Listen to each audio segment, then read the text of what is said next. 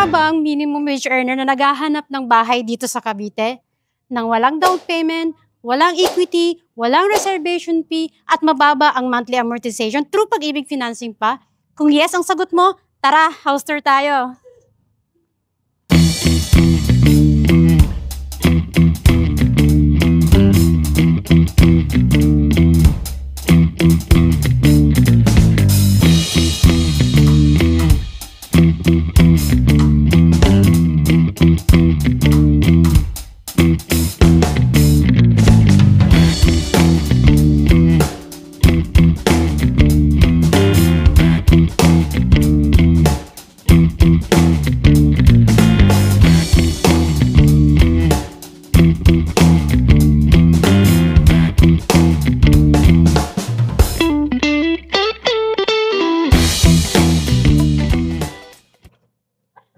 Ito po ang actual turnover unit ng ating Pasinaya Homes.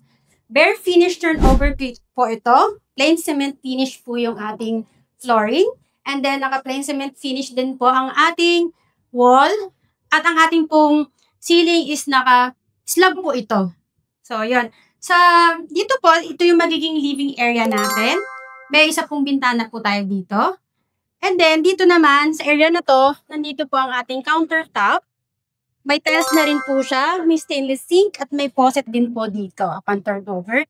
Then, meron tayo dito jalousie or for ventilation po ng bahay natin.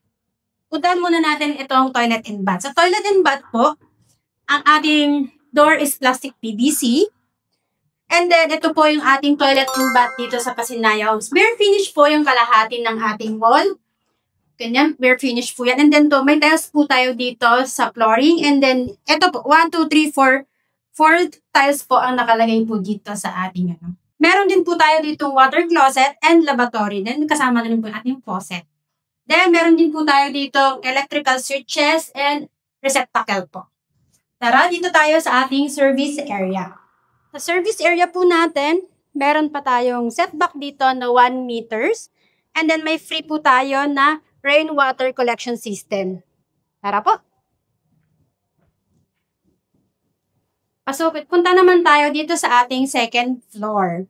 Sa second floor, bago tayo umakyat sa second floor, meron po tayo, ang ating pong hagdanan is, ang first and second step is, ano po to, sementado po.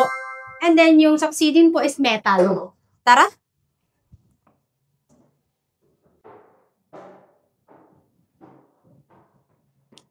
Ayan, dito na po tayo sa second floor. Ang second floor po natin is provision po siya for 2 bedrooms.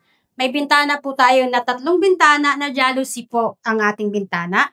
And then, complete na rin po siya sa electrical switches, outlet, and then receptacles po. Ang ating ceiling is naka-insulation na po yan. Mapapansin nyo, naka-insulation na siya. So, lalagyan nyo na lang po siya ng Hardiplex. Then, ito po, upon turnover, kasama na rin po ito. So, ang laking tipid na nito, lalagyan na lang to ng Hardiplex. Naka-partition na po kayo dito sa inyong stairs. Diba? Sobrang tipid, di Pasinaya. So, ganun din po dito. Lalagyan na lang din po ito ng Hardiplex. Then, meron na tayong partition dito. So, ngayon po, nagandahan po ba kayo kay Pasinaya? Or nag-iisip kayo, paano ba ito mapapaganda? Tara, puntahan natin ang ating dress-up unit. Dahil po dito kay Pasinaya Homes, may dress-up unit na. Tara! So, ayun po, nakita na natin ang actual turnover unit ni Pasinaya Homes. Ngayon naman po, papakita ko sa inyo ang ganda ng dress-up unit dito kay Pasinaya Homes. Tara po. Dito sa ating harapan, naglagay lang po sila ng mga halaman dito sa harapan. Din wala naman pong pinagbago sa ating actual turnover sa harapan po ha. Kasi ang frontage po natin is 1 meter pa rin naman po. Tara, sa loob po tayo.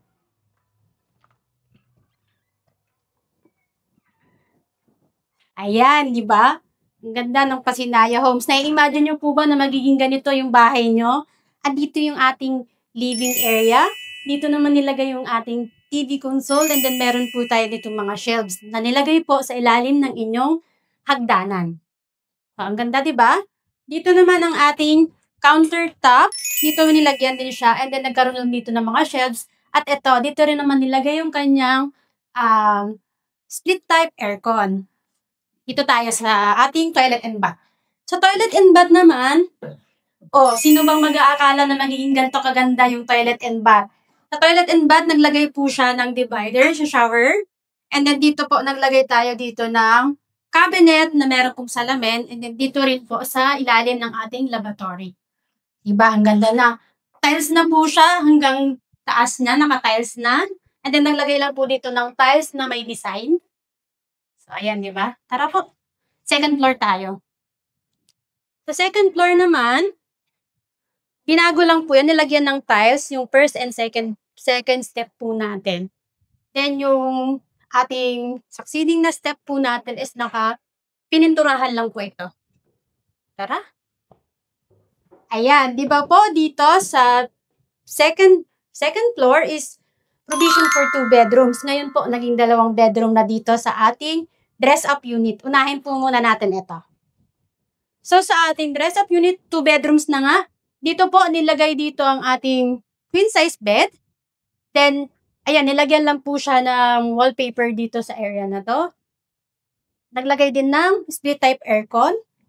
Then, meron pa tayo ditong bintana sa likod. Diba? May ventilation pa tayo dito. Then, dito naman naglagay pa dito ng ating cabinet po. Diba? Ang ganda na, dito tayo sa ating second room. Sa second room naman natin, ang nilagay po nila dito is double deck. And then, naglagay dito ng cabinets area na to. Yes, medyo maliit siya, pero okay na po ito. Kasi 4,000 lang ang monthly down payment dito. Wala pang down payment, walang equity. Tara po, pag-usapan natin yung price sa baba. Tara.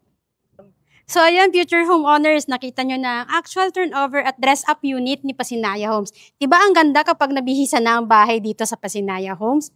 Para po sa inyo, sa sample computation ng bahay na to, ilalagay ko po dito sa screen ang sample computation from total contract price hanggang required income po ito.